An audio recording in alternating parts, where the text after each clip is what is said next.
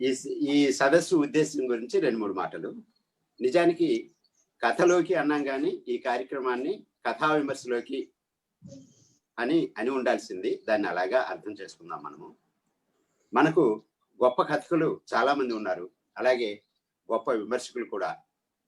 వీరెవరు ఆకాశం నుంచి ఊడిపడరు, సమాజంలో నుంచే పుడతారని మనకు తెలుసు. సమాజాన్ని అధ్యయనం చేసిన వారు, సామాజిక చింతన ఉన్నవారు, సామాజిక బాధ్యత వహించిన వారు రచయితలు అవుతారు. తొండ ముదిరితే ఓసరవేళ్ళు అవుతుందో లేదో కానీ పాఠకులు పండితే విమర్శకులు అవుతారు. రచయితలు సమాజాన్ని అధ్యయనం చేస్తే విమర్శకులు అటు సమాజంతో పాటు రచనలను అధ్యయనం చేస్తారు. రచయితలు సమాజం బాగుండాలని కోరుకుంటే విమర్శకులు సమాజంతో పాటు రచనలు బాగుండాలని కోరుకుంటారు. ఇప్పుడు వస్తున్న విమర్శ ముఖ్యంగా కథా విమర్శకు సంబంధించి కథ మీద జరుగుతుందా, కథకుడి మీద జరుగుతుందా, కథలోని కథకుడి ఉద్దేశాన్ని విమర్శకుడు ఏ మేరకు పాఠకులకు అందించగలుగుతున్నాడు, రచయిత తాను అనుకున్న ఉద్దేశాన్ని కథలో ఏ మేరకు ఆవిష్కరించగలుగుతున్నాడు, రచయిత ఒక కథ రాసిన తర్వాత తన పని పూర్తయిందని చేతులు దులుపుకుంటున్నాడా, లేదా అది తాను ఉద్దేశించిన పాఠకుల దగ్గరికి చేరిందా లేదా అని రచయితలు పరిశీలిస్తున్నారా? ఒక రాయి విసిరితే నిశ్చలంగా ఉన్న కొలంలో తరంగాల రూపంలో ఆ చలనాలు కనిపిస్తాయి. ఒక కథను రాసి పాఠకలోకంలోకి పంపాక పాఠకుల్లో కానీ పాఠకులున్న సమాజంలో కానీ ఆ చలనాలు ఉన్నాయో లేవో రచయితలు పరిశీలిస్తున్నారా? తమను తాము ఎప్పుడైనా ఈ విషయంలో సమీక్షించుకుంటున్నారా? ఒక అమ్మ బిడ్డను రైలు ఎక్కిస్తే ఇంటికొచ్చి నేను పంపించాను అని మిన్నకుండదు. ఆ రైలు గమ్యస్థానం చేరిందా లేదా, బిడ్డ క్షేమంగా అనుకున్న ప్రదేశానికి చేరిందా లేదా అని వాకపు చేస్తుంది. రచయితలు కూడా తన కథ తీరం చేరిందా లేదా, గమ్యస్థానం చేరిందా లేదా, క్షేమంగా చేరిందా లేదా అని ఎంతవరకు మనము రచయితలుగా వాకప్ చేస్తున్నాం. ఇదంతా విమర్శకులకు వర్తిస్తుంది. అటు రచయితలు ఇటు విమర్శకులు సాహిత్యానికి సమాజానికి బాధ్యత వహిస్తున్న వారే. సైకిల్కి ఒకరు ముందు చక్రం, మరొకరు వెనక చక్రం. సాహిత్య విషయంలో ఈ 2 చక్రాలు ఏ మేరకు సమన్వయంతో నడుస్తున్నాయి, ఈ రెంటి మధ్య కెమిస్ట్రీ ఎంతవరకు ఉంది, వీటి మధ్య సయోధ్య ఎంతవరకు ఉంది, ఇది పరిశీలించడం ఈ కార్యక్రమం ప్రధాన ఉద్దేశం. ఈరోజు ఒక సాహిత్య ప్రయోగశాలలో మనం ఉన్నాం. పరిశీలించడానికి 2 కథల్ని అంటే 2 కథకుల్ని ఎంపిక చేసుకున్నాం. వారి పేర్లు రాసాని, సన్నపరెడ్డి గారు కావచ్చు. అనేక మందికి వారు ఈ రోజు ప్రతినిధులు. ఆ కథల్ని పరిశీలించడానికి 2 విమర్శకుల్ని ఎంపిక చేసుకున్నాం. వీరి పేర్లు కూడా ఏకే ప్రభాకర్, అట్టాడ అప్పలనాయుడు గారు కావచ్చు. వీరు కూడా అనేక మంది విమర్శకులకు ప్రతినిధులు. కథలు రాయలసీమ నడిబొడ్డున బొడ్డుపోగి తెంచుకున్నవి. విమర్శకులు రాయలసీమేతర ప్రాంతాలకు చెందినవారు. కావాలనే ఈ ఎంపిక జరిగింది.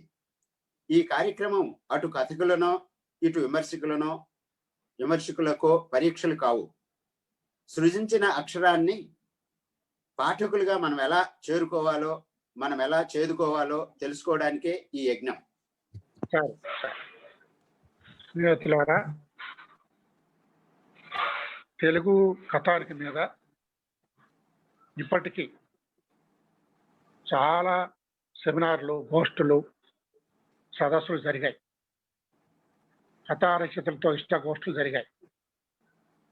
ఈ కథానిక మీద ఉద్యమాల పరంగా, భావజాలాల పరంగా, రచయితల పరంగా, ప్రాంతాల పరంగా, కథల్లో ఉన్నటువంటి వస్తువుల పరంగా కూడా చాలా విస్తృతమైనటువంటి చర్చలు జరిగాయి.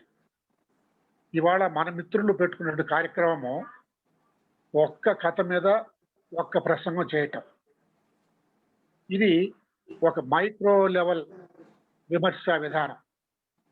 ఒక ఉద్యమం మీద 1000 కథలుంటే దాని మీద ఒక గంట మాట్లాడడం అనేటువంటిది చాలా తలస్పర్శంగా ఉంటుంది. ఒక కథా రచయిత ఒక 300 కథలు రాసి ఉంటే ఆయన గురించి ఒక గంట మాట్లాడడం తలస్పర్శగా ఉంటుంది. కానీ ఒక రచయితది ఒక్క కథ తీసుకొని విమర్శ చేయడం చాలా కష్టమైన పని. ఇదివరకే మనకి కథాయజ్ఞం అనే పుస్తకం వచ్చింది. కాళీపట్నం రామారావు గారి యజ్ఞం కథ మీద దాదాపు 500 పుటల విమర్శ వచ్చింది. 35 పేజీల కథ మీద 500 పుటల విమర్శ వచ్చింది. తుమ్మేటి రఘువత్తమరెడ్డి గారి పనిపిల్ల కథానికి 100 మంది విమర్శకులు వ్యాసాలు రాశారు. ఇది తెలుగు వాళ్ళు తెలుగు కథను చాలా మైక్రో లెవెల్కి వెళ్ళి పరిశీలిస్తున్నారు అనడానికి నిదర్శనం అన్నమాట. ఈ రోజు కూడా మనం మిత్రులు పెట్టుకున్న కార్యక్రమం ఆ మైక్రో లెవెల్ విమర్శ. ఇందాక మేడిపల్లి రవికుమార్ గారు చెబుతూ ఈ కథను అనేక పార్శ్వాల నుంచి లోతైనటువంటి పరిశోధన చేస్తే రచయిత యొక్క సామర్థ్యము, ఆయన ప్రతిభ, ఆయన ప్రాపంచిక దృక్పథము, ఒక సమస్య పట్ల ఆయనకున్నట్టు అవగాహన, ఇవన్నీ అర్థమవుతాయి మనకి. కాబట్టి ఈ సూక్ష్మ స్థాయి కథా పరామర్శ విజయవంతం కావాలని నేను కోరుకుంటూ ఉన్నాను. సాహితీ మిత్రులు ఇంతమందిని ఇక్కడ కలుసుకోవటం నాకు చాలా సంతోషంగా ఉంది. అంటే సాహితీ మిత్రుల్ని కలుసుకోవటం అంటే ఇది జూమ్ మీటింగ్ కాబట్టి అన్ని ప్రాంతాల రచయితలు, అన్ని ప్రాంతాల విమర్శకులు, అన్ని ప్రాంతాల పరిశోధకులు, కథ మీద ఆసక్తి ఉన్నటువంటి ఎంతో మంది ఈ మీటింగ్ లో జాయిన్ అయ్యారు. సాధారణంగా ఒక ఫేస్ టు ఫేస్ మీటింగ్ అయితే ఆ ప్రాంతపు వ్యక్తులు మాత్రమే ఉంటారు. ఇప్పుడు ఇక్కడ రాయలసీమ కథ మీద, అందున రాసాని గారు రాసినటువంటి కథ మీద మనం మాట్లాడుకుంటున్నప్పుడు ఇక్కడి నుంచి నేను హైదరాబాద్ నుంచి నేనున్నాను, అటు రాయలసీమ నుంచి చాలా మంది ఉన్నారు, మీరు అందరూ ఉన్నారు, ఉత్తరాంధ్ర నుంచి అట్లాడ అప్పలనాయుడు గారు ఉన్నారు, ఆయన రచయితగా ఆయన అభిమానులు చాలా మంది ఉండుంటారు.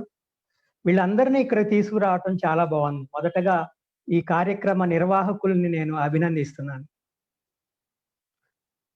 ఒక కథ గురించే విశ్లేషించడం అనేటువంటిది మైక్రో లెవెల్ విశ్లేషణ అని చెప్పేసి ఇందాక రాచపాలెం వారు చెప్పారు. ఈ మైక్రో లెవెల్ విశ్లేషణకి ఎప్పుడు మొదలై ఉంటుంది కథ మీద? కథకి మైక్రో లెవెల్ విశ్లేషణ అవసరం ఏంటి? ఈ విషయాలు నేను కొన్ని విషయాలను స్పృశిస్తాను. చాలా నాళ్ల క్రితం కోడూరు శ్రీరామమూర్తి గారని ఒక విమర్శకుడు ఉండేవారు, కథా విమర్శకులే ఆయన ఒక్కొక్క వారం ఒక్కొక్క కథను తీసుకుని ఆ కథ మీద 2-3 పేజీలు రాస్తూ ఉండేవారు ఒక పత్రికలో. ధారావాహికంగా వచ్చాయి, దాదాపు 60-70 పైన, ఇంకా ఎక్కువ కూడా వచ్చి ఉంటాయి. యజ్ఞం కథ మీద చాలా మందితోటి విమర్శకులు ఆ కథను విశ్లేషించారు. అలాగే రఘుత్తమరెడ్డి పనిపిల్ల గురించి కూడా మాట్లాడుకున్నాం మనం. అయితే ఇది కంటిన్యూ కాలేదు. ఆ మధ్య ఒక 5-6 సంవత్సరాల క్రితం సారంగలో మళ్ళీ కారా మాస్టారి గురించే, కారా మాస్టారి కథల్ని ఒక్కొక్క కథని తీసుకుని ఒక్కొక్కళ్ళు తమ అభిప్రాయాలు వ్యక్తం చేయటం, మైక్రో లెవెల్కి వెళ్ళి చేయటం మొదలెట్టారు. ఆన్లైన్ మ్యాగజైన్స్ వచ్చాక జరిగినటువంటి మేలు ఇది. సారంగలోనే పతంజలి రచనల మీద కూడా అలా మైక్రో లెవెల్ విమర్శ జరిగింది. అంటే ఒక్కొక్క వారం లేదా ఒక్కొక్క ఫోర్ట్ నైట్ 15 రోజులకు పక్షానికి ఒకసారి కేవలం ఆ రచనను మాత్రమే తీసుకుని అందులో ఉన్నటువంటి సూక్ష్మాంశాలను పరిశీలన చూసాం మనం. ఆర్ఎం ఉమామహేశ్వరరావు కూడా కొన్ని అలా సారంగలోనే ఆయన రాశారు కొన్ని కథల్ని. నేను కూడా దాదాపు 1 సంవత్సరం పాటు ఒక్కొక్క కథను తీసుకుని ఆ కథని నాకు తెలిసిన విషయంగా, నాకు తెలిసిన రీతిలో, దానికి నేను పెట్టుకున్నటువంటి సూత్రీకరణ ఏంటంటే, కథని రచయిత ఒక దృక్పథాన్ని ఆశించి, ఒక ప్రయోజనాన్ని ఆశించి రచిస్తాడు. అది పాఠకుడికి చేరటంలో ఏ మేరకు సఫలమైంది? రచయిత దృక్పథం పాఠకుడికి చేరటానికి అతను ఎన్నుకున్నటువంటి శిల్పం ఏమిటి? అందులో అతను ఎటువంటి ప్రయోజనాన్ని, ఎటువంటి ఫలితాన్ని సాధించగలిగాడు? ఆ రచయిత, అతను కావచ్చు, ఆమె కావచ్చు, ఆ రచయిత ఆశించినటువంటి ప్రయోజనం ఏ మేరకు నెరవేరింది? పాఠకులకు చేరటంలో ఆ రచన ఎంతవరకు సఫలమైంది? దీన్ని యాడ్ స్టిక్ గా పెట్టుకుని దాదాపు 1 సంవత్సరం పాటు నేను కూడా కొన్ని కథల్ని పరామర్శించాను. అయితే నా పరామర్శ ఒక విమర్శకుడుగా చేయలేదు, ఒక పాఠకుడుగా చేశాను. ఇందాక రవికుమార్ గారు మాట్లాడుతూ తొండ ముదిరి ఊసర వెళ్ళి అవుతే అయినట్లు పాఠకుడు ముదిరి విమర్శకుడు అవుతాడు అన్నారు. నేను ఊసర వెళ్ళి కాలేదు, తొండగానే ఉన్నాను. తొండగానే ఒక పాఠకుడిగా మీతో ఈ రచనకి సంబంధించినటువంటి రాసాని గారి పగటితారలు కథ గురించి, ఆ కథని నేను ఒక పాఠకుడిగా ఎలా అర్థం చేసుకున్నాను చెప్దామనుకున్నాను. ఇటీవల సారంగలో వెంకటకృష్ణ అలాగే వెల్దండి శ్రీధర్ కూడా ఒక కథను తీసుకుని పాఠకులుగా తమ ప్రతిస్పందన తెలియజేస్తున్నారు. అయితే పాఠక ప్రతిస్పందనాత్మకమైనటువంటి విమర్శలో పాఠకుడికి కూడా ఒక దృక్పథం ఉంటుంది. పాఠకుడు కూడా ఒక స్థల కాలాల్లోంచే మాట్లాడతాడు. అంటే రచయిత ఒక స్థల కాలాల్లోంచి మాట్లాడినట్లు పాఠకుడు కూడా ఒక స్థల కాలాల్లోంచే ఆ రచనని అర్థం చేసుకుంటాడు. ఎందుకంటే రచయిత వ్యక్తిత్వం రచన, రచయిత వ్యక్తిత్వమే రచన. అలాగే పాఠకుడి వ్యక్తిత్వం కూడా ఆ రచనని అర్థం చేసుకోవటానికి తోడ్పడుతుంది. నేనున్నటువంటి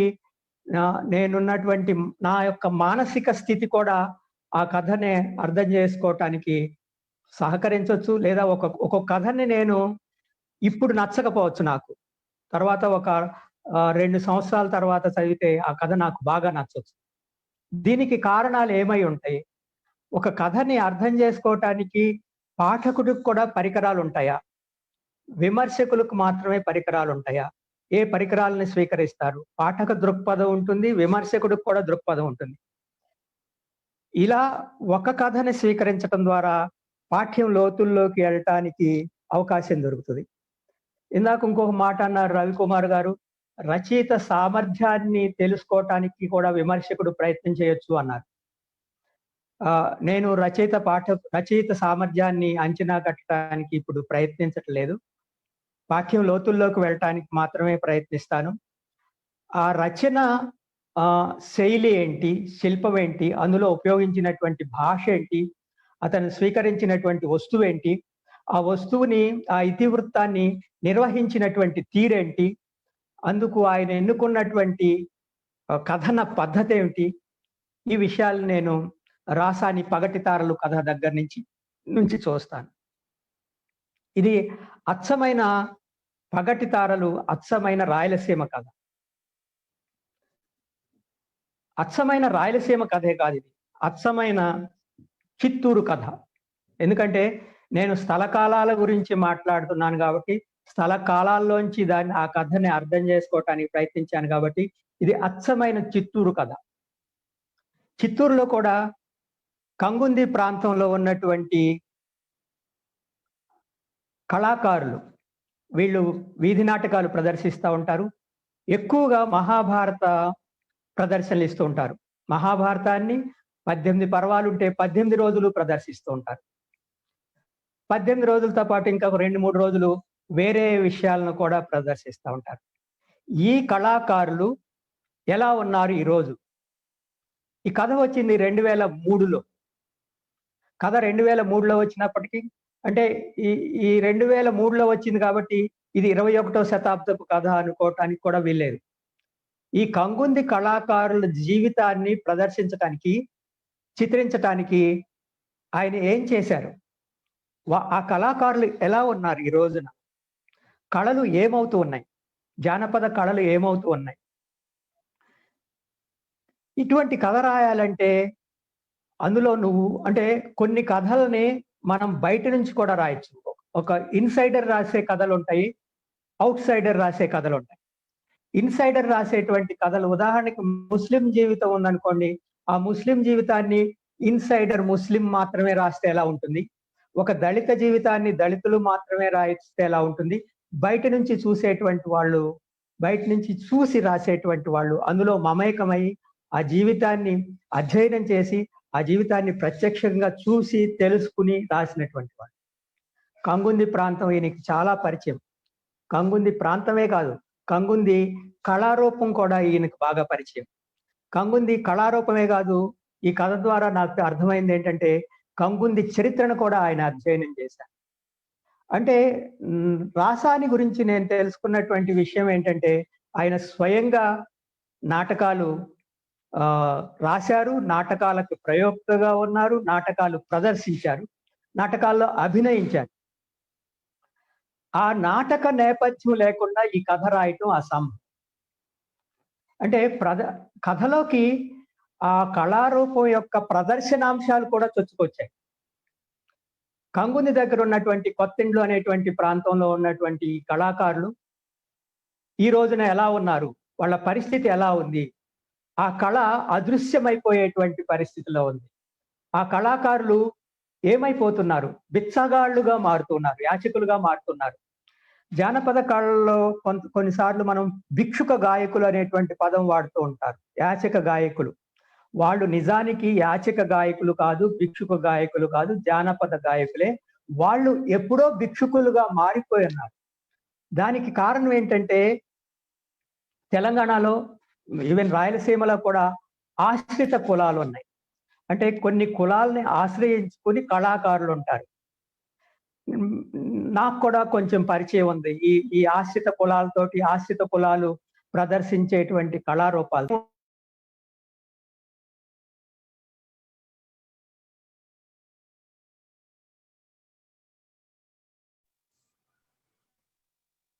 మేము సారీ ఫర్ ద డిస్టర్బెన్స్. మేము డక్కలి జానపద కళారూపాన్ని సేకరించాం. దాదాపు 5 రోజులు డాక్యుమెంటేషన్ చేశాం. ఈ డక్కలి కళాకారులు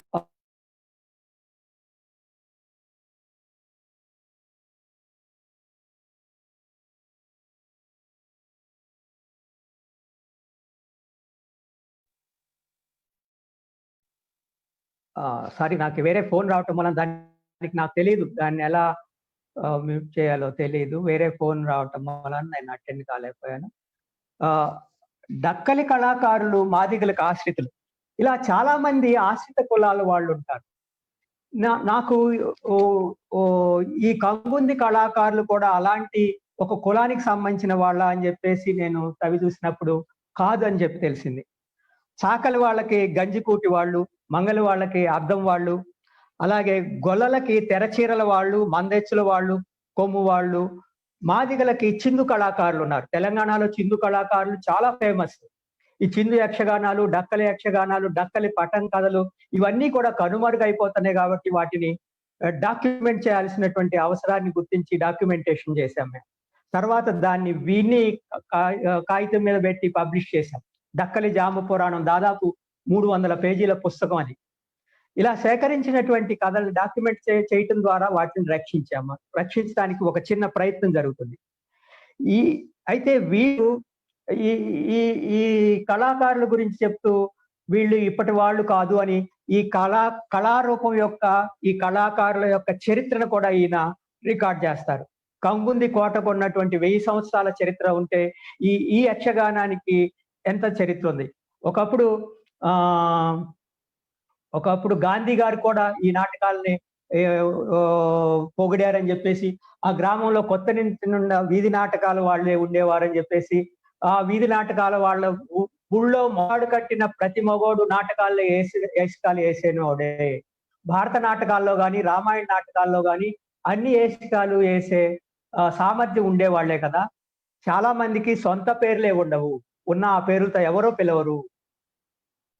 ఏసికం వేసినటువంటి పేర్లతోటి భీముడు అంటారు, దుర్యోధనుడు అంటారు, కృష్ణుడు అంటారు, నకులుడు అంటారు, సహదేవుడు అంటారు. ఆ పాత్రల పేరుతోనే చలామణి అవుతుంటారు. ఒకప్పుడు ఈ ఊళ్ళో దాదాపు 220 కుటుంబాలు ఉంటే అందులో 80 కుటుంబాలు వీధి నాటకాల వాళ్ళు ఉండేవారు. ఇప్పుడు కొత్తిండ్లలో 30 మంది కళాకారులు మాత్రమే ఉన్నారు. అంటే కళాకారులు తగ్గిపోతూ ఉన్నారు. ఒక కళ బతకాలంటే మాకు తెలిసినటువంటి విషయం ఏంటంటే, అధ్యయనం చేసినప్పుడు, ఫీల్డ్ వర్క్ వెళ్ళినప్పుడు, ఒక కళ బతకాలంటే కంపల్సరీగా కళాకారుడు బతకాలి.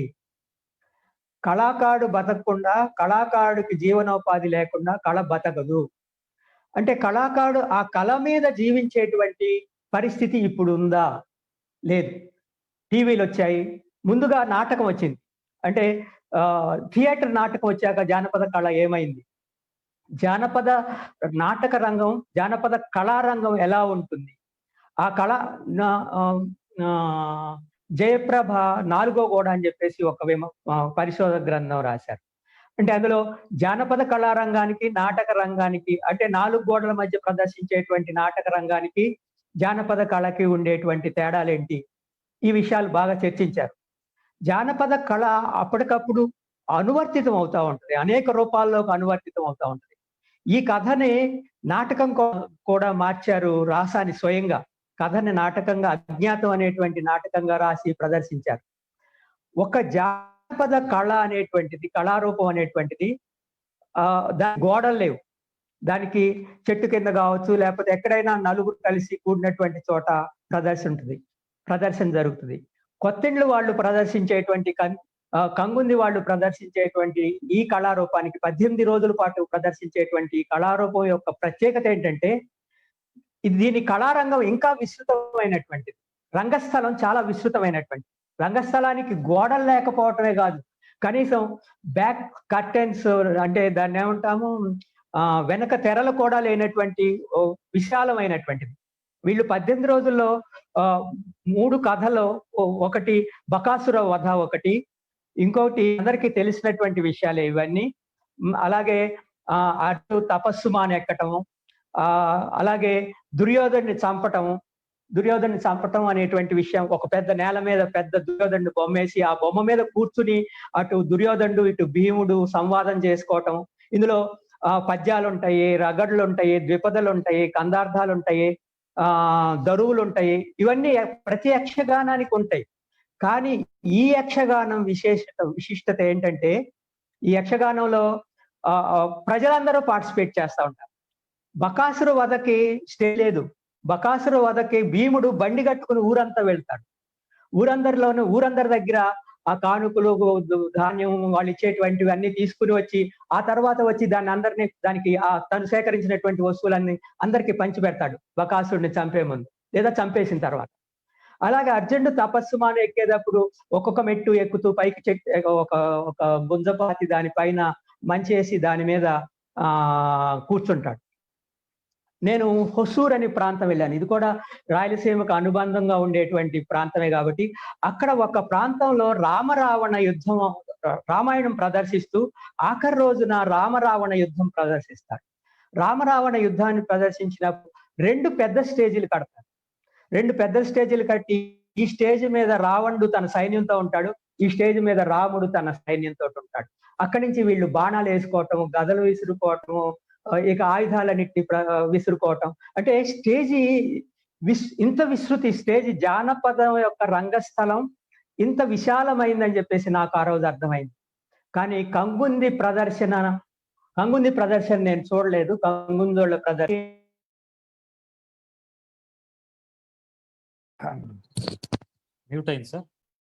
కంగుంది ప్రదర్శనని అర్థం చేసుకోగలిగాను. అంటే ఒక పాఠకుడి దగ్గరికి రచయిత వెళ్ళటానికి అతను ఎంచుకున్నటువంటి మార్గం. అర్జునుడు తపస్సు మాన ఎక్కటము, అలాగే గదాయుద్ధం అయిపోయిన తర్వాత దుర్యోధన చంపటం, ఈ విషయాలన్నీ ఇక్కడ ఒక ప్రత్యేకమైనటువంటి అంశం ఉంది. ఏంటంటే, తిరుపతిలో చుట్టుపక్కల ప్రాంతాల్లో గంగమ్మ జాతర జరిగిన తర్వాత, ఆ జాతర అయిపోయిన తర్వాత ఆ గంగమ్మ మట్టి బొమ్మల్ని, అందులో ఉన్నటువంటి ఆ మట్టి పెళ్ళలను తీసుకెళ్లిపోయి వాళ్ళ గాదిల్లో వేసుకోవటం, ధాన్యాగారాల్లో వేసుకోవటం, ఇళ్లలో అది పొలాల్లో చల్లుకోవటం. ఇలా చేస్తే ఆ పొలాలు బాగా పండుతాయని, లేకపోతే ధాన్య సమృద్ధి ఉంటుందని చెప్పేసి ఒక నమ్మిక ఉంది. ఈ కంగుందోళ్ళు ప్రదర్శించేటువంటి దుర్యోధన వధఘట్టంలో కూడా దుర్యోధను చంపేసిన తర్వాత ఆ మట్టిని తీసుకెళ్లిపోవటానికి ప్రయత్నించడం. అంటే మొత్తం ప్రజలందరూ, అంటే ఇది కేవలం ఒక కళారూపంగా కాకుండా ఒక సాంస్కృతికమైనటువంటి అంశంగా పరిణమిస్తుంది. ఈ విషయాలన్నింటినీ ఆయన తన కథలోకి తీసుకొచ్చారు. కథలోకి తీసుకురావటమే కాదు, ఆ కథని తనటువంటి ఇతర ప్రాంతాల వారికి కూడా అవన్నీ అర్థమయ్యేలా చేశారు. అయితే మిగతా ప్రాంతాలకిను, రాయలసీమలో చిత్తూరులో ఉన్నటువంటి ప్రాంతంలో ఉన్నటువంటి కంగుంది కళాకారులు వాళ్ళ కళారూపం కనుమరుగవటానికి కారణాలు ప్రత్యేకమైనటువంటి ఉంటాయి. మిగతా ప్రాంతాల్లో మనం సింపుల్ గా చెప్పుకోవచ్చు, నాటకం వచ్చిన తర్వాత జానపద నాటకం తగ్గుముఖం పట్టింది. నాటకం తర్వాత నాటక సమాజాలు వచ్చాయి, నాటక సమాజాలు ప్రదర్శించాయి. ఆ తర్వాత సినిమా వచ్చాక నాటక రంగం ఎలా బలహీనం అయిపోయింది, నాటక రంగాన్ని సినిమా మింగేసింది. ఈ విషయాలన్నీ కూడా ఆయన ప్రసక్తంగా వాటిని కూడా పేర్కొన్నారు. అంటే ఆయన ఒక నటుడు కాబట్టి, ఒక నాటక ప్రయోక్త కాబట్టి, నాటక రచయిత కాబట్టి, ఈ నాటకానికి సంబంధించినటువంటి అనేక అంశాలు కథలోకి తీసుకురాగలిగారు. అయితే ఇక్కడ ప్రధానమైనటువంటి విషయం ఏంటంటే, ఇది కేవలం కళాకారుల యొక్క జీవితానికి సంబంధించినటువంటి అంశమేనా, మరొక లేయర్ లో ఏముంది, మరొక లేయర్ లో ఆ కళా ప్రదర్శన అంశాలు తీసుకొచ్చారు. కళని ఏంటి కళ, ఈ కళాకారుల ప్రత్యేకత అంటే, భారతం ఎప్పుడు ఆడతారు, భారత ఉత్సవాలు జరుగుతున్నాయి ఈ రోజున. సంవత్సరంలో శివరాత్రి దగ్గర మొదటి 4 నెలల పాటు వాళ్ళు 18 రోజులు, 18 రోజులు 20 రోజులు ప్రదర్శిస్తుంటే ఆ సంవత్సరానికి సరిపడా గ్రామాలకు లభించేది. ఒకప్పుడు సంవత్సరం పొడుగుతా ఉండేటువంటి ప్రదర్శనలు ఇప్పుడు కొన్ని చోట్ల 4 నెలలకు పరిమితం అయిపోయాయి, కొన్ని చోట్ల నెల రోజులకే పరిమితం అయిపోయాయి. వాళ్ళకి సంవత్సరానికి పొడుగు కావాల్సినటువంటి జీవనోపాధి లభించటం లేదు. ఈ లభించకపోవటానికి కారణం ఏంటంటే, ప్రధానంగా ముందుకు తీసుకొచ్చినటువంటి ఆర్థిక అంశాలు, అనేకమైనటువంటి ఆర్థిక అంశాలను తీసుకొచ్చారు. కరువు కారణంగా, ఇది చాలా ఒక పెద్ద పారాడాక్స్. దీన్ని ఏమంటారంటే సంస్కృతంలో అన్యోన్య ఆశ్రిత దోషం అంటారు. మీకు చిత్తూరు జిల్లాలోను, నెల్లూరు జిల్లాలోను వానలు పడకపోతే భారతం చదివించడం, భారతంలో కూడా విరాట పర్వం చదివించటం, విరాట పర్వాన్ని ప్రదర్శించటం లాంటి సంస్కృతి ఉంది. ఇది కల్చరల్ ఫెనామినా. ఈ కల్చరల్ ఫెనామినా కూడా తీసుకొచ్చారు. అంటే కరువు వస్తే విరాట పర్వం చదివించాలి. ఇక్కడ ఏం చేస్తారంటే, పగటిపూట ఏమో హరికథ చెప్పిస్తారు, నెల్లూరు నుంచి రావచ్చు, లేకపోతే ఆయన మరో గొట్టిపల్లి నుంచి రావచ్చు. ఈ టోపోగ్రఫీ కూడా నెల్లూరు దగ్గర నుంచి చిత్తూరు వరకు, ఆ ఊరు పీలేరు వరకు, పీలేరు నుంచి పైగడ్డ వరకు, ఈ పీలేరు పైగడ్డ నుంచి పాకాల వరకు, అటు నుంచి మళ్ళీ కంగుంది వరకు, ఈ చిత్తూరు జిల్లా యొక్క టోపోగ్రఫీ, భౌగోళికమైనటువంటి పరిస్థితులన్నింటినీ ఆయన తన కథలోకి తీసుకొచ్చారు. అంటే కథకి స్థానీయత అనేటువంటిది ఒక అదనపు హంగ్ అవుతుంది, అదొక వనరు అవుతుంది అనమాట. అంటే పాఠకుడిని ఆ ప్రాంతానికి, ఆ జీవితంలోకి, ఆ వ్యక్తుల్లోకి తీసుకెళ్లిపోవటం అనమాట. ఇది చేయదిరిగినటువంటి రచయిత మాత్రమే చేయగలడు. చేయదిరిగినటువంటి రచయిత కూడా ఆ జీవితాన్ని అర్థం చేసుకుని, ఆ జీవితంతో మమేకమయ్యి, ఆ భాషతోటి, ఆ వ్యక్తులతోటి మమేకమైనప్పుడు మాత్రమే సాధ్యం అవుతుంది. ఈయన కూడా చిన్నప్పుడు నిన్న మాటల మధ్య చెప్పారు, లవకుశ నాటకంలో కుశుడుగా వేసేవారంట. అంటే ఇటు మోడర్న్ ఆధునిక నాటక రంగంతోటే కాదు, ఆయనకి జానపద నాటక రంగంతో, జానపద కళారూపాలతోటి, ఆయన పరిశోధనాంశం కూడా జానపద కళారూపాలకు సంబంధించినటువంటి అంశం కాబట్టి, పాటలు, జానపద వేడుక పాటలు లాంటి పురాణ అంశాలు కాబట్టి ఆయన ఈ లోతుల్లోకి వెళ్ళగలిగారు. అయితే కరువు వచ్చినప్పుడు భారత ప్రదర్శన ఉంటుంది. కానీ భారత ప్రదర్శన చేయాలంటే భారత నాటకోత్సవాలకి కమిటీలు, అంటే గణేష్ ఉత్సవాలకి, సెలబ్రేషన్లకి కమిటీలు వేసినట్టే భారత నాటకాలకు కూడా కమిటీలు వేయటం, చందాలు వసూలు చేయటం, ఆ చందాలని ఆ కళాకారులకు ఇవ్వటం. అయితే కరువు కారణంగా కొన్ని సంవత్సరాలు, 5 సంవత్సరాల నుంచి కరువు వచ్చింది. ఆ పీలేరు ప్రాంతంలో నాటకాలు వేయట్లేదు. నాటకాలు వేసే వాళ్ళు ఏమయ్యారు, నాటకాలు వేయించే వాళ్ళు ఏమైపోయారు, నాటకాలు వేయించే వాళ్ళ దగ్గర కూడా పైసలు, అంటే పంటల మీద రాబడి లేకపోవటం, అంటే కరువు అనేటువంటిది ఒక ప్రధానమైనటువంటి కారణంగా తయారైంది. అంటే మిగతా ప్రాంతాల్లో కరువు అనేటువంటిది ఒక ప్రధానమైనటువంటి విషయం కాకపోవచ్చు, కానీ చిత్తూరు ప్రాంతం వచ్చేసరికి మళ్ళీ కరువు ఒక ప్రధానమైనటువంటి అంశం. అక్కడ ఈయన అంటారనమాట, 6 ఏళ్ల మునుస్వామి అని ఒక ఆయన ఉన్నాడు. 6 ఏళ్ల మునుస్వామితోటే కథ మొదలవుతుంది. ఆయన గురువు, నాటకాలు వేయించేటువంటి అయ్యవారు అనమాట. ఆయన నేర్పుతా ఉంటాడు నటులకి. ఈ 6 ఏళ్ల మునుస్వామి దగ్గర నుంచి మొదలైనటువంటి, నాకు ఫస్ట్ 6 ఏళ్ల మునుస్వామి అంటే 6 సంవత్సరాల మునుస్వామి ఏమో అనుకున్నాను. కానీ ఊళ్ళలో మనకు తెలుసు కదా, చేతికి 5 వేలు కాకుండా 6వ వేలు ఉన్నటువంటి మునుస్వామి అనమాట. ఈయన ముసలాయనే, ఈ ముసలాయన అయ్యవారు, అయ్యవారమ్మ కూడా ఉంటది. వాళ్ళు తమ గ్రామాన్ని వదిలేసి ఎక్కడో కూలి పనులకు వస్తున్నారు. వాళ్ళందరూ వేషగాళ్ళందరూ వేషగాళ్ళు కాదు, వీళ్ళు నటులు, కళాకారులు అందరూ యాచకులైపోయారు. కొంతమంది కూలి పనులు చేసుకుంటారు, కొంతమంది బిల్డింగులు కట్టే దగ్గర తట్టలు మోస్తా ఉన్నారు, కొంతమంది ఇళ్లకి పెయింటింగ్లు వేస్తూ ఉన్నారు, దుర్యోధనుడు రాళ్ళు కొడతా ఉంటాడు, అర్జునుడు గోతులు తవ్వుతూ ఉంటారు, వీళ్ళందరూ రోడ్డు పనుల్లోకి వెళ్తా ఉంటారు, బిల్డింగ్ పనుల్లో వెళ్తా ఉంటారు, లేకపోతే ఆటోలు తోలుకుంటా ఉంటారు. ఇలా అయిపోవటానికి కారణం కళ వాళ్ళకి ఉపాధిగా కూడు పెట్టలేకపోవటం. కూడు పెట్టకపోవటానికి కారణం వీళ్ళకి కొద్ది గొప్ప భూమి ఉంటది. కానీ ఇంకొక కోణం తీసుకొచ్చారు. ఏంటంటే అది అంటే ఇక్కడ పౌర సమాజం వాళ్ళని పోషించేటువంటి స్థితిలో లేదు. కళాకారులను ఎప్పుడు ఎవరు పోషిస్తారంటే మళ్ళీ పోషకులు, ప్రేక్షకులే. ఈ ప్రేక్షకులు పోషించలేనటువంటి పరిస్థితి ఎందుకు వచ్చిందంటే ఎకరాల భూములు వీళ్లు పడిపోతా ఉన్నాయి. జనాలు ఏ సంవత్సరానికి ఆ సంవత్సరం అప్పులు చేసి బతికే స్థితి దాపరించే. బావుల్లో నీటి చుక్క కండ్ల చూసి ఎన్నెండ్లైపోయాయి. దినదినానికి కరువు పెరిగిపోతా ఉండాలి. గొడ్లను మేపుకోలేక కషాయోళ్ళకు అమ్మేసుకుండ్రి. చాలా మంది బ్యాంకు లోన్లు తీసుకున్నారు. 3 నెలలకు ఒక తూరి కంతు, అది కూడా కట్టే పరిస్థితి లేదు. ఎట్లా ఒకట్లా బతకాలి కదా. కూలీ నాలి చేసి ఈ సంవత్సరం నెట్టుకొచ్చిరి. ఈసారి వానబడలే. కుంటల్లో బావుల్లో జిల్లేళ్లు మొలిసిపోయాయి. అవి కూడా ఎండిపోబట్టే చెరువులు నెర్రెలు బారిపోయాయి.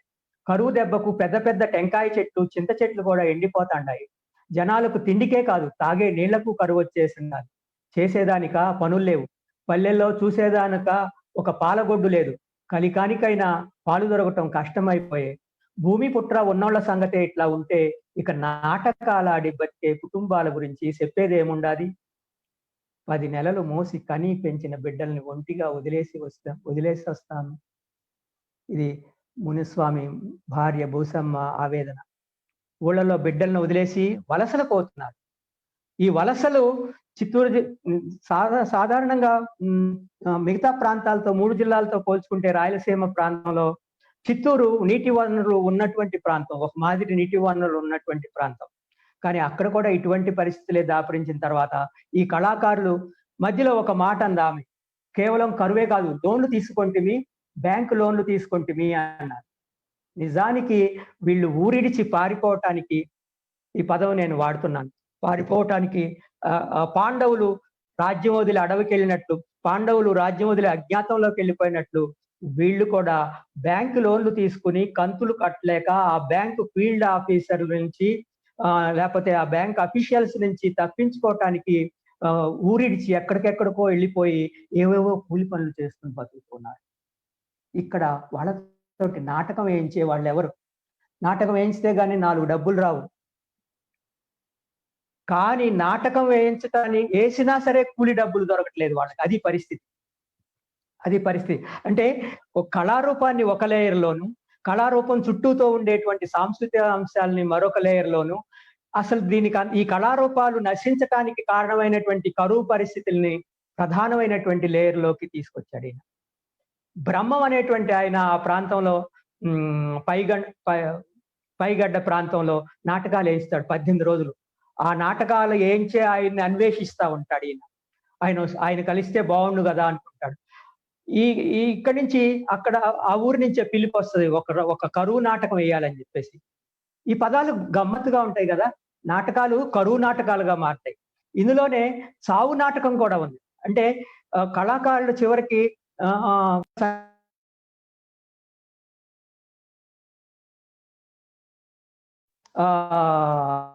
ఇచ్చేస్తా ఉంటారు. సారీ, ఒక్క నిమిషం నేను మ్యూట్లో పెట్టుకుంటాను. సావు నాటకాలంటే అది చాలా దుస్థితి అన్నమాట. వీళ్ళు పగటి వేషగాళ్ళుగా కూడా మారిపోతా ఉంటారు. పగటి వేషగాళ్ళు అంటే ఊరూరు తిరుగుతూ ఉంటారు. ఆ ఊళ్ళో అంటే కళ ఉండదు, పగటి వేషంలో పెద్ద కళ ఉండదు. వేషం కట్టి అడుగు తింటా ఉంటారు అన్నమాట. యాచకులుగా మారిపోతా ఉంటారు. ఈ పరిస్థితికి కారణమైనటువంటి, ఈ దుస్థితికి కారణమైనటువంటి కరువు పరిస్థితుల్ని ఆయన వర్ణిస్తూ ఉంటాడు. పోనీ ఆదరణ కూడా కరువు. అంటే కళ నశించటానికి కేవలం ప్రాకృతికమైనటువంటి కరువే కాదు, ఆదరణ కరువు అవటం. ఈ ఆదరణ, ఈ పోషకులు ఎవరుంటారు అని ఎతుకులాట. అంటే కళాకారుడు వెతుక్కుంటున్నాడు. ఈ బ్రహ్మం అనేటువంటి క్యారెక్టర్, బ్రహ్మం అనేటువంటి ఆయన తమతో నాటకాలు ఎంచుతారు, మహాభారతం 18 రోజులు చెప్పిస్తారనే చెప్పేసి ఒక ఆశ ఈయనకి. అయితే ఆ బ్రహ్మం అనేటువంటి ఆయన కనపడదు. ఈయన నాటకం ప్రదర్శిస్తాడు, ఆ ఊరు వెళ్తాడు, బ్రహ్మం ఉండడు కానీ బ్రహ్మం యొక్క సహచరుడో లేకపోతే అనుయాయో ఒక ఆయన వీళ్ళతో నాటకం ఇస్తాడు. కానీ ఏ 10,000, 18,000, 15,000 ఇస్తాడు. మొత్తం నాటకం అంతా ప్రదర్శిస్తే ఒక 50,000, ₹1,00,000 వస్తాయేమో. కానీ ఒకరోజు ప్రదర్శనకి వాళ్ళకి ఇచ్చేటువంటిది ఎంత? వీళ్ళు ఓ పొట్ట చేత పట్టుకుని కూలి చేసుకుంటూ ఊరు వదిలిపెట్టిన తర్వాత అందరూ కళాకారులు కొంతమంది ఊళ్ళో ఉన్నారు, కొంతమంది చెల్లాచెదురైపోయారు. వీళ్ళందరినీ కూడగట్టి నాటకం వేయటానికి ఆ ఊరు వస్తాడు ఆయన. ఆ ఊరు వచ్చి బ్రహ్మం కనపడతాడేమో, 18 రోజుల నాటక ప్రదర్శనకి ఏదైనా అవకాశం లభిస్తుంది అనుకుంటే బ్రహ్మం కనపడ్డు. నాటకం వేస్తున్నంతసేపు కూడా బ్రహ్మం కోసం ఈయన చూస్తూ ఉంటాడు. ఈ నాటకం ఏం చేయటువంటి ఆయన పేరు చంద్రయ్య. ఆయన ఇంట్లో టీవీ సెట్ చూపిస్తూ ఉంటాడు. గ్రామ్ఫోన్ రికార్డుల గురించి వస్తుంది, టేప్ రికార్డులు ప్రస్తావన వస్తూ ఉంటుంది. ఇవన్నీ వచ్చాక ఒకప్పుడు మైకులు లేకుండా ఎలా ప్రదర్శించారని వస్తుంది. ఆ నాటకం ఒకప్పటి ప్రదర్శనకి ఇప్పటి ప్రదర్శనాంశాలకి తేడా ఏంటి, ఏం మార్పులు వచ్చినాయో చెప్తా ఉంటారు. 12 గంటల పాటు రాత్రి ప్రదర్శన. పగలు హరికథ చెప్తే రాత్రిపూట ఈ ప్రదర్శన ఉంటుంది కదా. 12 గంటలంటే 18 రోజులు ఇంటూ 12 గంటలంటే మోర్ దెన్ 200 అవర్స్, 200 గంటలు ఒక కళారూపాన్ని ప్రదర్శించటం అనేటువంటిది కేవలం ఈ ప్రాంతానికి చెందినటువంటి ఒక అద్భుతమైనటువంటి విషయం. కేవలం చిత్తూరు కంగుంది ప్రాంతానికి చెందినటువంటి అది రామకుప్పం కావచ్చు, లేకపోతే మరొక పక్క కొత్తిండ్ల వాళ్ళు కావచ్చు, ఆ పక్కన ఉన్నటువంటి మరో గ్రామం కావచ్చు. ఈ గ్రామాల్లో మాత్రమే జరిగేటివి, ఈ కళారూపాల్లో మాత్రమే జరిగేటువంటిది. ఈ ప్రదర్శనకి మనకి చిత్తూరు వెళ్ళినప్పుడు భారతం మిట్టలు అని చెప్పేసి ప్రాంతాలే ఉంటాయి. అంటే ఈ కళారూపాన్ని ప్రదర్శించడానికి ఆ స్టేజ్ ఉండేటువంటి ప్రాంతం భారతం మిట్ట అనమాట. చాలా ఊళ్ళల్లో భారతం మిట్టలు ఉండొచ్చు. కొన్ని ఊళ్ళల్లో భారతం మిట్ట వీధులు కూడా ఉంటాయి ఆ పేరుతో. అంటే భారతానికి, అంటే భారతానికి, భారత కళకి, భారత కళ ప్రదర్శనకి, ప్రాంతానికి ఉన్నటువంటి ఈ అనేకమైనటువంటి అంశాలను మనం ఈ కథలో చూడగలం. ఇలా చూస్తున్నప్పుడు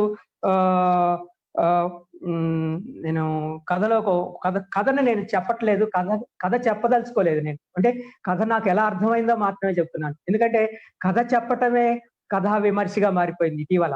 అంటే విమర్శకులు మళ్ళీ కథ చెప్పేసి ఊరుకుంటున్నారు అనమాట. అది నేను చేయదలుచుకోలేదు.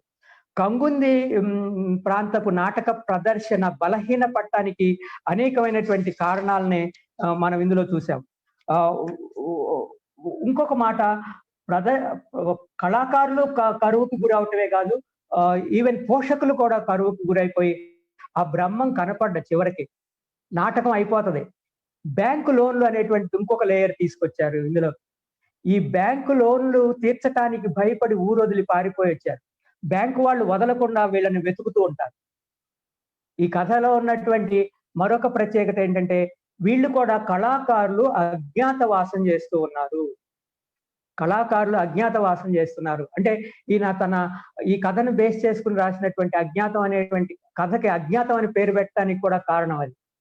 మీకు విరాట పర్వం చివరకు వచ్చేసరికి గోగ్రహణం టైంలో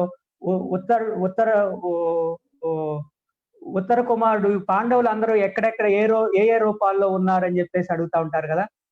పాండవులు పలానా అర్జునుడు ఈ పని చేస్తున్నాడు, భీముడు వంటవాడిగా ఉన్నాడు, ధర్మరాజు కంకుబట్టుగా ఉన్నాడు, నకులుడు ఆవులను కాస్తున్నాడు, ఇంకొక ఆయన గుర్రాలు కాస్తున్నాడు, లేకపోతే నకులుడే గుర్రాలు కాస్తున్నాడు, ఏదో ఉంది కదా. అట్లా ఇప్పుడు కళాకారులందరూ ఏమైపోయారు? కళాకారులందరూ పొట్టబోసుకోవటానికి కూలీలుగా మారినప్పుడు, లేదా పెయింట్లుగా మారినప్పుడు ఆ ఫీల్డ్ ఆఫీసర్ ఇక్కడ కూడా ఎత్తుక్కుంటా వస్తాడు. అతని నుంచి తప్పించుకోవటానికి వీళ్ళు ప్రయత్నిస్తూ ఉంటారు, అజ్ఞాతంలోకి వెళ్ళిపోతారు అనమాట.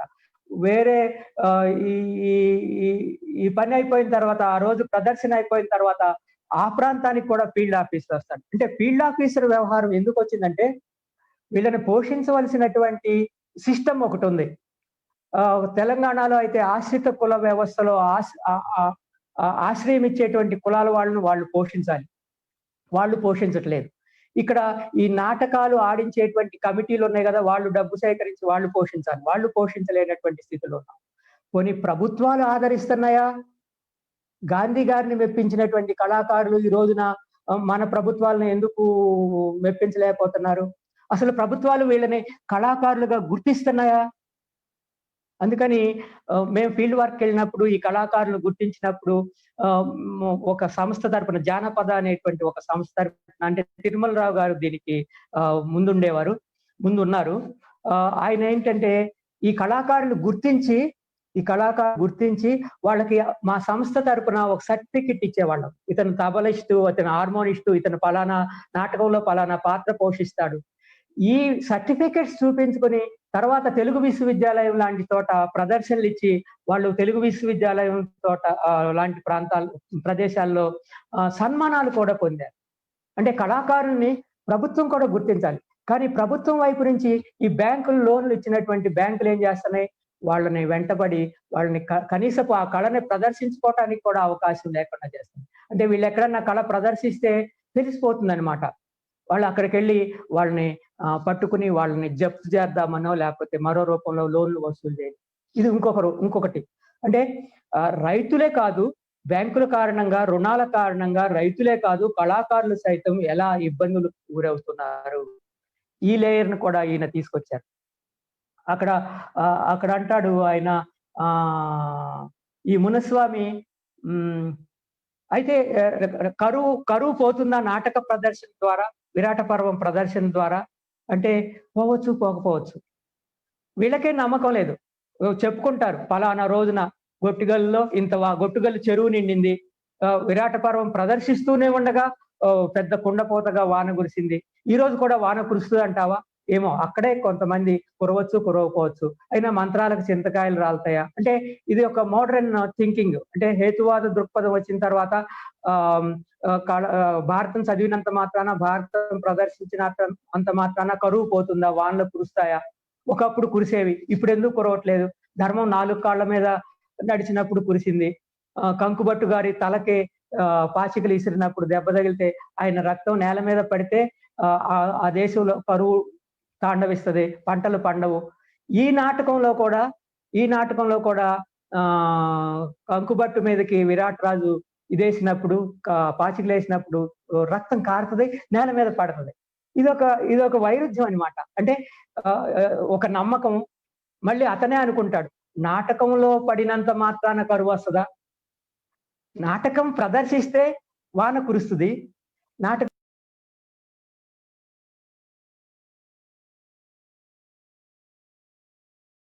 రక్తం పడినప్పుడు కరువు వస్తుందేమో, ఈ ప్రాంతానికి వానలు పడవేమో. ఈ వైరుధ్యాలన్నిటినీ, అంటే మోడర్న్ థియేటర్ సంబంధించినటువంటి రాసాని ఎక్కడున్నాడు, అలాగే జానపద నాటకాన్ని, జానపద విశ్వాసాన్ని నమ్మేటువంటి ఆ విశ్వాసాలని కొనసాగించేటువంటి మనుస్వామి ఉన్నాడు, చంద్రయ్య ఉన్నాడు. చంద్రయ్య దగ్గర ఉన్నటువంటి ఇంకొక రాజు, సుబ్బరాజు ఎవరో ఉంటారు.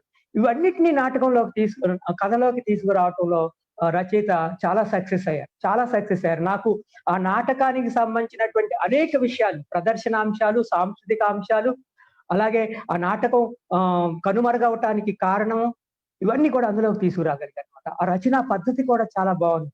ఒక కవితాత్మకమైనటువంటి పద్ధతిని తీసుకొస్తారు. చివరికి ఆ బ్రహ్మం దొరుకుతాడు. బ్రహ్మం దొరికిన తర్వాత ఆయన కాంట్రాక్టర్ అయిపోతాడు. ఆయన వ్యవసాయ పనులు మానేసి రోడ్డు కాంట్రాక్ట్ లోకి దిగుతారు. అంటే పనులన్నీ పోయి ఈ రోడ్డు పనుల్లోకి ఈ కళాకారులు వెళ్తారు. అక్కడ కూడా ఫీల్డ్ ఆఫీసర్ వెతుక్కుంటూ వస్తున్నాడని చెప్పేసి వాళ్ళు భయం వేసి ఎక్కడ పట్టుబడిపోతామని ఆయన ఒక చావు నాటకం చెప్పించమంటే దానికి అడ్వాన్స్ కూడా ఇప్పిస్తాను, నేను పైసలు ఇప్పిస్తానంటే చివరికి ఆ నాటకం వేయకుండా అక్కడి నుంచి బస్సు ఎక్కేసి మాయమైపోతారు. ఆ చివరికి ఆ పదం ఉంది కదా, రాత్రికి రాత్రి ఎవరికి చెప్పకుండా ఆ కూలి పని డబ్బులు కూడా తీసుకోకుండా అరాకొర డబ్బులు తీసుకుని మాయమైపోయారు. ఈ కళాకారులు మాయమైపోయారు. కళాకారులు ఇప్పుడు కూలి పనులు చేసుకోవటానికి పాండవులు అజ్ఞాతవాసం ఒకరోజేమో గాని ఈ కళాకారుల అజ్ఞాతవాసం ఎప్పుడు ఎన్నాళ్ళు అయ్యింది? ఎన్ని ఎన్ని ఎన్ని రోజులు? తెలీదు. ఇక్కడ ఒక మాట చెప్తాను. ఈ ఈ ఈ ఈ బ్రహ్మయ్య గాడు సచ్చినాడో బతికినాడో తెలీలా. బ్రహ్మంగాడు సచ్చినాడో బతికినాడో తెలియదంటే పోషకులు లేరు, ఆదరణ లేదు. దాన్ని ఇలా అంటున్నాడు, బతికుంటే ఎందుకు రాడు? మేమంతా అడుక్కొని తినాల్సిందేనా? లేదా పిల్లా జల్లా కట్టుకొని పల్లెల్లో రైతుల మాదిరి మందో మాకో తాగన్నా సావాల్సిందే. ఈ రెండు విషయాలు, ఇటు కళాకారుల జీవితము, అటు రైతుల జీవితం, ఈ రెండు జీవితాలను, కళాకారుడికి మనుగడ లేదు, కళాకారుడికి ఉపాధి లేదు, రైతుకి మనుగడ లేదు. రెండిటికి కారణం కరువు. రెండిటికి కారణం కరువే. అంటే ఈ ఈ కరువు విషయం కథ పొడుగుతా నడుస్తూనే ఉంటుంది. ఇల్లు జప్తు చేసుకుపోతా ఉంటారు. మన కోవిడ్ తెలుసుకోవటానికి ఈ ప్రాంతానికి వచ్చాడని చెప్పేసి అంటారు. సరే, తర్వాత వీళ్ళు కూలికి వెళ్తారు కదా. కూలికి వెళ్ళినప్పుడు బ్రహ్మయ్య ఇక్కడికి వస్తాడు. బ్రహ్మయ్య ఇక్కడికి వస్తే కాంట్రాక్టర్ రూపంలో వస్తాడు. అప్పుడు చెప్తాడు ఒక కథలోంచి, నేను ఎంత కరువైతే మాత్రం ఏం లేదబ్బా, మా పక్క ఒకటే వరుపు, ఆ వరుపుకు తట్టుకోలేక పని చేసుకుందామని ఇట్లా ఫలస్తరం వచ్చేస్తుంది అంటాడు. బ్రహ్మయ్య కనిపించిన ఆనందంలో తమ కష్టాన్ని సైతం సంతోషంగా చెప్తున్నాడు స్వామి. అప్పుడు బ్రహ్మయ్య ఒక మాట అంటాడు, ఎంత కరువైతే మాత్రం కులవృత్తి వదిలేసి ఇట్లా ఏ పని అంటే ఆ పని చేస్తే అవమానం కాదా? కళాకారుల ఆత్మగౌరవానికి సంబంధించినటువంటి అంశం ఇది. అంటే కళాకారులు కళని ఇది నేను ఈ కళారూపాన్ని ప్రదర్శిస్తాను, నేను ఈ చెప్పగలను. పగటి తారలు వీళ్ళు. తారలు స్టార్స్, మనం సినిమా స్టార్స్ వాడుతూ ఉంటాం, వీళ్ళు కూడా స్టార్సే, కానీ పగటి తారలు. సూర్యుడు ఉదయిస్తే ఈ తారలు కనిపించవు. అది కాదు, నాకు ఇంకొక విషయం, వీళ్ళందరూ పగటి వేషగాళ్ళుగా మారిపోతున్నారు. రాసాని ఏం చేశాడంటే పగటి వేషగాళ్ళని, ఆ వేషగాళ్ళ పదాన్ని తారలుగా మార్చి పగటి తారలు అన్నారు. ఇది టైటిల్ నాకు అర్థమైన రీతి. ఒక పాఠకుడుగా నేను ఇలా అర్థం చేసుకున్నాను. నేను తప్పో రైటో తర్వాత రాసాన్ని కరెక్ట్ చేస్తాను. నన్ను ఈ కరువు దినాల్లో రైతుల చేతిలో దుడ్డు ఎక్కడుందబ్బా? రైతులు చల్లగా ఉంటేనే కదా మా పోటీ ఆటోళ్ళ ప్రభ ఎలిగేది. నిన్న నాటకం వేస్తే కూలిపాటు కూడా గిట్టలా. ఇప్పుడు భారతం ఏపిస్తావా అంటే ఆయన ఏంచలేనని చెప్పేసి అన్నాడు. ఏమయ్యారు? అదిగో ఆ పికాస్ ఎత్తుకుని సైడ్ కాలువలో చెట్టు తవ్వుతా ఉండాడే వాడు దుర్యోధనుడు. రాళ్ళు మోస్తా ఉండేవాడు భీముడు. గడ్డపారతో కాలువ తవ్వుతూ ఉండేవాడు అర్జునుడు. ఆ పక్కనే బప్పనంటే బఫూను బాలయ్య. తగార్లతో మన్ను మోస్తా ఉండేవాళ్ళు నకుల సహదేవుడు. ఆ పక్కన చీర కొంగును చుట్టబెట్టుకుని తట్ట మోస్తా ఉండేదే నా భార్య భూసెమ్మ. ఈ భూసెమ్మ ఒకప్పుడు సైరంధ్రి వేషం వేస్తే మళ్ళీ సైరంధ్రి అంటే పాండవుల అజ్ఞాతవాసంలో తమ రూపాలు, అక్కడ ఇంకా చాలా మంది మా వాళ్ళు ఆ మట్టి మోసే వాళ్ళు ఉన్నారు. కేకలేస్తూ ఈలలేస్తూ తన దండుతో వచ్చే కౌరవుల దండు అంటూ స్టేజి అంతా ఎగిరెగిరి గుమ్మెత్తించే గొప్ప ఆటగాడు మా దుర్యోధనుడు. భారతం కడదినాన నేలపై తీర్చిన దుర్యోధనుడి బొమ్మ మీద కూర్చుని జల్దీలో దాక్కునే సీను మా ఓడు పాడుతా ఉంటే ఎంత గొప్పగా ఉండేదో. ఆ కళాకారుడు ఏమైపోయాడు ఈ రోజున? ఆ భీముడైతే ఎంత అంకితం చేసేవాడు. స్టేజ్ మీద దుర్యోధనుడిని చూస్తూనే పటపట పండ్లు కొరికి నిలవలేక అప్పుడే దూకి చంపేసేటట్టు ఉగ్రం వచ్చినోడి మాదిరి ఊగిపోతా ఎగిరెగిరి దూకేవాడు. వాడు అక్కడ ఉన్నాడు చూడు. ఇప్పుడు దుర్యోధనుడితో కలిసి రాళ్లు మోస్తా ఉన్నాడు. ఇంకా అర్జునుడు అయితే మెటక ఒక పద్యమో ఒక గద్యమో పాడుకుంటూ ధైర్యంగా తపస్సుమానికి దిగేవాడు. అంటే దుర్యోధనుడు వధఘట్టము తపస్సుమాను ఘట్టాన్ని రచనలోకి తీసుకొచ్చాడు ఈయన. అంటే ఇది చూడటం ద్వారా మనకి ఆ రచన, ఆ కళారూపం యొక్క ప్రదర్శన అంశాలు ఇవన్నీ కూడా మన కళ్ళకు కడుతున్నాడు అనమాట. ఇది చాలా గొప్ప టెక్నిక్. అక్కడ కాలువ తవ్వుకుంటూ కనిపిస్తా ఉన్నాడు. బపూను బాలయ్య స్టేజ్ మీద కనిపిస్తానే జనం నవ్వలేక చస్తా ఉండేది. ఆ బాలకృష్ణుడు ఎంత గొప్ప హార్మోనిస్టు. ఏ పాత్ర పాడే పాట అయినా హార్మోనితో ముందే వాయిస్తా ఆటాన్ని ఎత్తిస్తా ఉండే. తబలిస్టు సిద్ధప్ప మాత్రం ఏమి సామాన్యుడా, ఒక్కొక్కడు ఒక్కొక్క మెరిక, వాళ్లకు వాళ్లే సాటి. మా భూసేమ మాత్రం ఏం సామాన్యురాలా, వయసులో ఉన్నప్పుడు సైరంధ్రి యాసను కడతా ఉంది. ఇది ఒక మళ్ళీ కల్చరల్ ఫినామినా. ఈ జానపద నాటకాల్లో స్త్రీ పాత్రల్ని మగవాళ్లే ధరించడం ఎక్కువ చోట్ల చూస్తాం. ఎక్కువ చోట్ల, ఎక్కువ జానపదగా. అంటే ఇప్పుడు మనం కంగుంది నాటకం యొక్క మూలాలు కూచిపూడిలో ఉన్నాయా, లేకపోతే మెలట్టూరు భాగవతాల్లో ఉన్నాయా, లేకపోతే తెలంగాణ యక్షగానాలు, వీటన్నిటికీ మళ్ళీ కూచిపూడి యక్షగానాలకి, తెలంగాణ యక్షగానాలకి, మెలట్టూరు భాగవతుల యక్షగానాలకి, ఈ వీధి నాటకాలకి, కర్ణాటకలో ఆడేటువంటి బయలాటకి, లేకపోతే హోసూరు ప్రాంతాల్లో, మిగతా తమిళనాడు ప్రాంతాల్లో ఆడేటువంటి బయలాటాలకి, వీధి నాటకాలకి, వీటిలంటికి పోలికల్ని, వీటిని విస్తృతమైనటువంటి అధ్యయనం చేయాల్సినటువంటి అవసరాన్ని కూడా ఈ కథ ముందుకు తీసుకొచ్చింది. ఆ అధ్యయనం కంటే కూడా ఈ కళాకారుల్ని బతికించుకోవటం ఎలా, ఇది తపన ఆయనది. ఈ కళాకారులు బతకకపోతే కళారూపం ఏమైపోతుంది? కళారూపం నశించిపోతే కళా నైపుణ్యాలు ఏమవుతాయి? ఈ కళా నైపుణ్యాలకి కొనసాగింపు లేకపోతే, సాంస్కృతికమైనటువంటి కొనసాగింపు లేకపోతే, అంటే ప్రపంచీకరణ వచ్చాక అన్నీ నశించిపోతున్నట్టే ఇది కూడా నశించిపోతే ఏమవుతుంది? అంటే గతం ఎవరికి కావాలి? గతం అంతా నశించిపోతే మాత్రం ఏంటి నష్టం అనేటువంటి ఒక ఆర్గ్యుమెంట్ ఎప్పుడు ఉంటుంది. ఈ నిలిచుంటాయా? ఉండకపోవచ్చు. కానీ ఆ కళా కేవలం ఈ కళే కాదు, అనేక వృత్తి కళలు నశించిపోతూ ఉన్నాయి. మొత్తం రాసాని రచనలు అన్నిట్లో కూడా ఇలా బీసీ కులాల్లోంచి వచ్చినటువంటి అనేక వృత్తి కులాలకు సంబంధించినటువంటి చైతన్యం, సంచార జాతులకు సంబంధించినటువంటి కథలు, ఇవన్నీ ఆయన రాస్తున్నాడు. అంటే రచయిత దృష్టికోణం స్పష్టమవుతుంది కథలో. రచయిత ఒక దృక్పథాన్ని మనసులో పెట్టుకొని, ఒక దృక్పథం పాఠకులకు రీచ్ అవ్వాలని చెప్పేసి కథ రాయటం మొదలెట్టినప్పుడు ఆ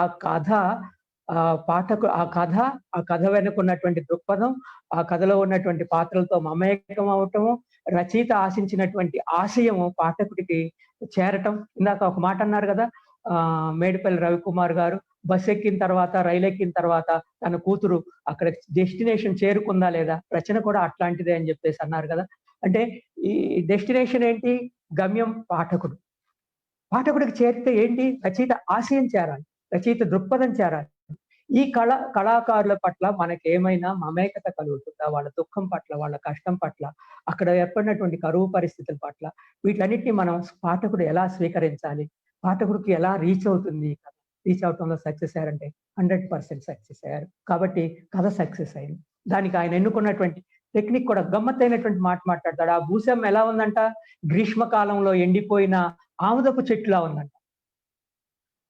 ఆమె తన కూతురు దగ్గరికి వెళ్ళి వచ్చినటువంటి సహదేవుడు తిరిగి వచ్చినప్పుడు ఆమె ముఖం వెలిగిపోయిందంట. అప్పుడే అక్కడికి వచ్చినటువంటి బస్సు లైట్లు వెలిగిపోయిన ఆ ముఖంలో కాంతిని, బస్సు ముందు లైట్లు ఉంటాయి కదా, ఆ లైట్లు అందుకుని బస్సు వెళ్ళిందంట. ఈ కవితాత్మకమైనటువంటి శైలి కూడా, అలాగే ఆ చిత్తూరు ప్రాంతానికి సంబంధించినటువంటి ఆ భాష, అనేకమైనటువంటి అంశాలు ఈ కథ చదువుతున్నప్పుడు నన్ను కట్టిపడేశాయి. అంటే కథలో ఉన్నటువంటి వస్తువు, ఆ కళాకారుల యొక్క దుస్థితి, ఆ కళారూపాల యొక్క ప్రదర్శనాంశాలు, కరువు పరిస్థితులు, వాటిని ఆదరించేటువంటి వాళ్ళు, ప్రదర్శన విశేషాలు, చివరికి వాళ్ళు అలా అజ్ఞాత రూపంలో ఉంటారు. కారణం ఇట్లాంటి కాని కాలం దాపరించి బట్టి కదా ఈడ కూలి పనులు చేసుకుంటూ ఉన్నారు, జనాల మధ్యనే అజ్ఞాతవాసం చేస్తా ఉన్నట్టున్నారు. ఇది ఆయన చెప్పినటువంటి మాట. ఏం బ్రహ్మన్న, ఎక్కడ ఇప్పుడైనా భారతం పెట్టిస్తావా అంటే, ఏడన్నా ఈ పక్క 5 ఏళ్ల నుంచి ఒకటే కరువు, జనాలకు తిండికే లేకపోయే, ఇంకా భారతాలు ఆడించేదానికి దుడ్డేడుంది?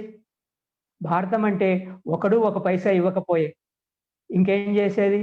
నేను ఒకడినే జరిపించేదానికి అన్ని వేల రూపాయలు నేను మాత్రం ఏడు నుంచి తెచ్చేది చెప్పు. అది చివరికి జరిగినటువంటి.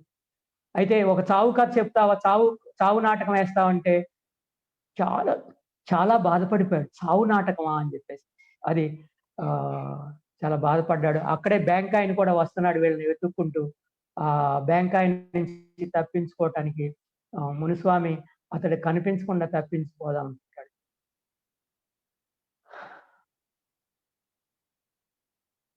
చిన్నగొట్టుగొల్లు సర్పంచ్ని వెంట పెట్టుకుని చావు నాటకం ఒప్పించడానికి మరునాటి ఉదయమే ఉత్సాహంగా పని జరుగుతున్న చోటికి వచ్చాడు బ్రహ్మయ్య. కానీ అక్కడ కంగుంది వాళ్ళు కనిపించకపోవడంతో కంగారు పడ్డాడు.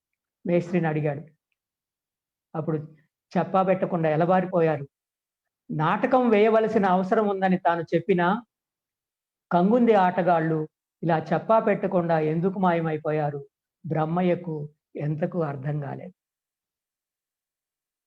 ఇది పోషకుడు పరిస్థితి, అది కళాకారుల దుస్థితి. ఈ దుస్థితి గురించి ఆలోచించడానికి కావలసినటువంటి సరంజామా సామగ్రి అంతా రాసాని కథలా అందించారు. కథ నాకు ఇలా అర్థమైంది. ఒక పాఠకుడిగా నిన్న రాసాని మాట్లాడారు నాతోటి చాలాసేపు. అయితే నేను కథ గురించి, కథలో ఉన్న విషయాల గురించి మాట్లాడొద్దు దయచేసి అన్నాను. ఎందుకంటే మీరు కథ రాశారు, నాకు అది ఎలా అర్థమైందో నేను రేపు మాట్లాడదలుచుకున్నాను, రేపు చెప్పదలుచుకున్నాను. మీరు నాకేమి కథకు సంబంధించినటువంటి ఇన్పుట్స్ దయచేసి నేను అడగను, మీరు ఇవ్వద్దు అని కూడా చెప్పాను. నాకు ఒక పాఠకుడిగా కథ ఇలా అర్థమైంది. కథ ఇలా అర్థమవటానికి పాఠ్యం అలా సహకరించింది.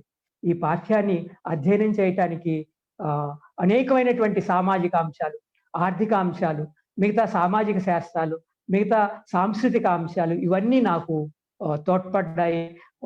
ఈ కథ చదవటం ద్వారా ఆ అంశాలను నేను కంగుంది నాటకం నేను ఎప్పుడు చూడకపోయినా కథ ద్వారా చూశాను. అలా చూడటానికి సహకరించినందుకు రాసానికి నమస్తే చెప్తూ సెలవు తీసుకుంటాను.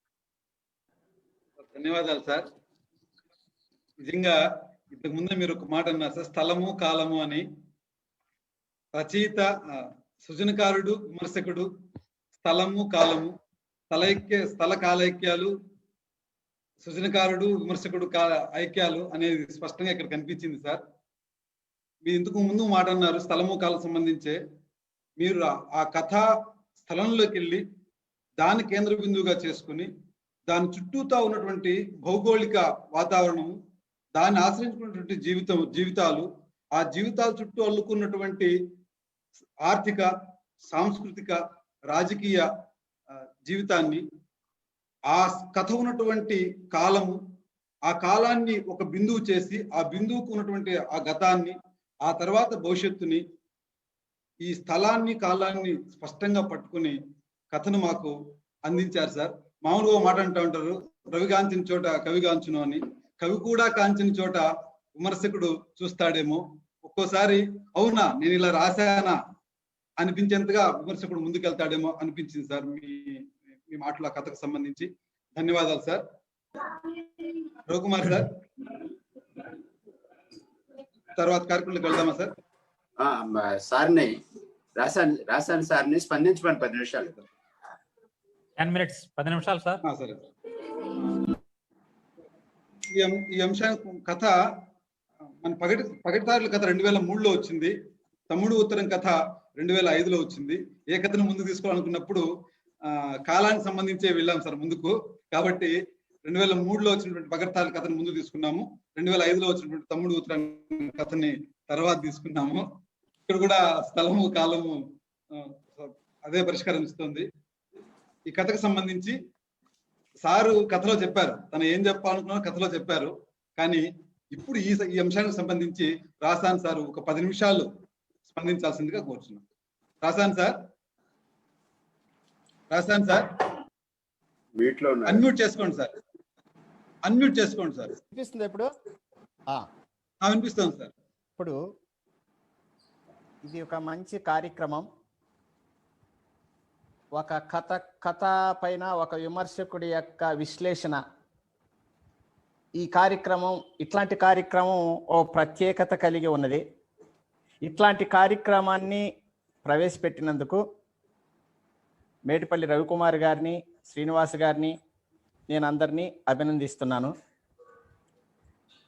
తరువాత ఈ విశ్లేషణ గురించి చెప్తాను. ఏకే ప్రభాకర్ గారి గురించి నేను విన్నాను. మంచి విమర్శకులు, మంచి విశ్లేషకులు అని. మాకు రవికుమార్ గారు కూడా గొప్ప విశ్లేషకులు. ఇట్లా విశ్లేషకుడు కాబట్టే ఇట్లా విశ్లేషణ ఉండేటటువంటి కార్యక్రమాన్ని ప్రారంభించారనిపించింది. ఏకే ప్రభాకర్ గారి గురించి విన్నాను కాబట్టి, నాకు పరిచయం లేదు కాబట్టి రాత్రి ఫోన్ చేశాను. నా కథ గురించి నేనేం చెప్పలేదు, వాళ్ళు అడిగారు, బ్యాక్గ్రౌండ్ అడిగారు, అక్కడ నాటకాలు వేసేవాళ్ళు ఎక్కడ ఉంటారు, ఇంకా ఎందరు ఉంటారని. అది మాత్రం చెప్పాను. బాగా విశ్లేషించారు. నేను నిజంగా కూడా వారికి హృదయపూర్వకమైన కృతజ్ఞతలు తెలుపుతున్నాను, ప్రభాకర్ గారికి. నాకు తెలియని విషయం కూడా వాళ్ళు దాంట్లో చెప్పినారనిపించింది విశ్లేషణలో. ఎందుకంటే రచయిత రాసేటప్పుడు కొన్ని విషయాలు తెలియవు మనకి, విశ్లేషకులకు తెలుస్తాయి. వాళ్ళు ఒక కోణంలో చూస్తారు కాబట్టి ఆ విధంగా చూసినప్పుడు గొప్ప విశ్లేషణ.